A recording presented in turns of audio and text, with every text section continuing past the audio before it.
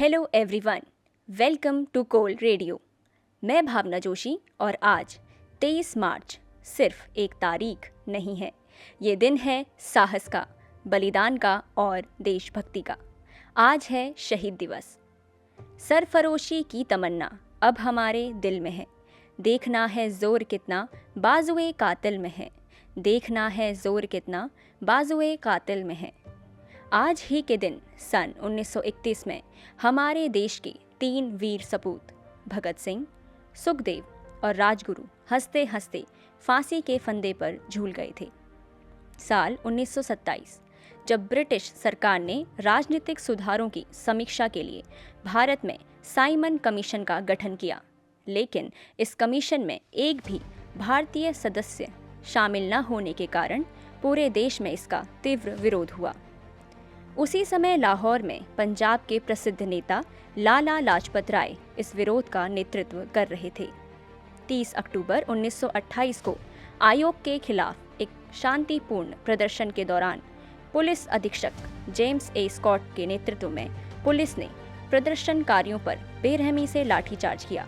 इसी लाठीचार्ज में लाला लाजपत राय गंभीर रूप से घायल हो गए और 17 नवंबर 1928 को चोटों के कारण उनका निधन हो गया। उनकी मृत्यु से भारतीय युवा आक्रोशित हो गए।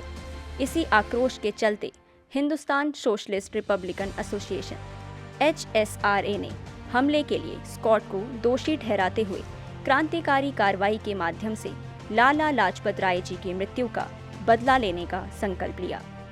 साल 1928 17 दिसंबर भगत सिंह, राजगुरु, सुखदेव और चंद्रशेखर आजाद सहित HSRA क्रांतिकारियों के एक समूह ने जेम्स ए स्कॉट, जिसने लाठीचार्ज करवाया था, की हत्या की योजना बनाई।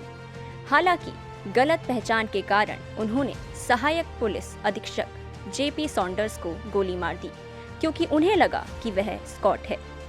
सॉन्डर्स को लाहौर पुलिस मुख्यालय के बाहर राजगुरु और भगत सिंह ने गोली मारकर हत्या कर दी, जबकि चंद्रशेखर आजाद ने पीछा कर रहे कांस्टेबल चानन सिंह को गोली मारकर उनके भागने में मदद की।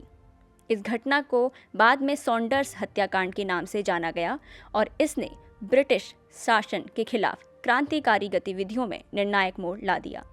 हत्या के बाद क्रांतिकारी पकड़े जाने से बच गए। भगत सिंह ने अपने बाल और दाढ़ी काटकर अपना वेश बदला, जिससे वे लाहौर से भागने में सफल रहे, तथा क्रांतिकारियों ने पर्चों के माध्यम से यह संदेश दिया कि भारत के लोग अब अन्याय को सहने वाले नहीं हैं और वे अपने देश के सम्मान के लिए अपने प्राण भी न्यौछावर कर सकते हैं।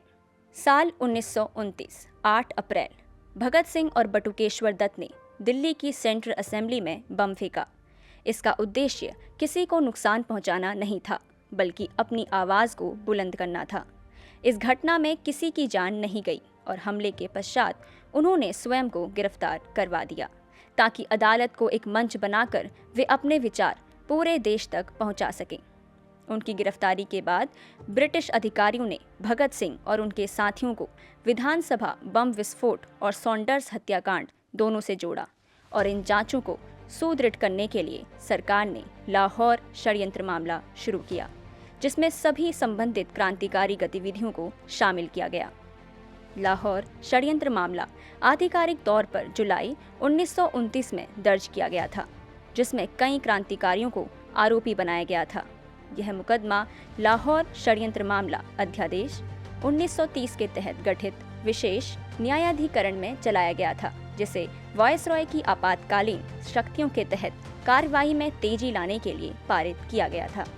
साल 1930 7 अक्टूबर लंबी कार्यवाही के बाद विशेष न्यायाधिकरण ने इस दिन अपना फैसला सुनाया, जिसमें भगत सिंह, राजगुरु और सुखदेव को फांसी की सजा सुनाई गई।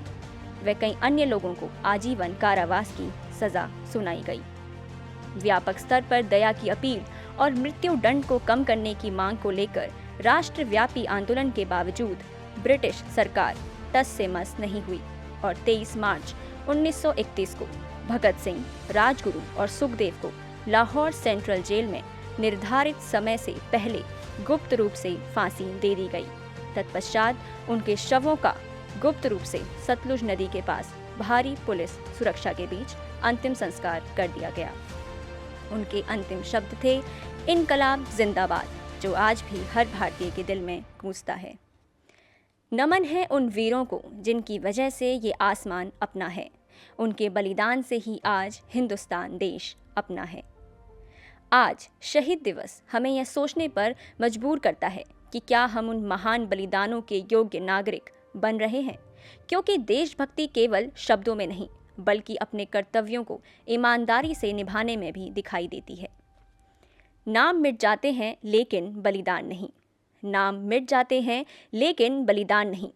और जिनका लहू वतन के नाम हो जाए वो कभी मरते नहीं, वो कभी मरते नहीं। इन्हीं पंक्तियों के साथ आज के इस पॉडकास्ट को विराम देते हैं। इनकलाब जिंदाबाद। जय हिंद। मैं भावना जोशी और आप सुन रहे थे कोल रेडियो।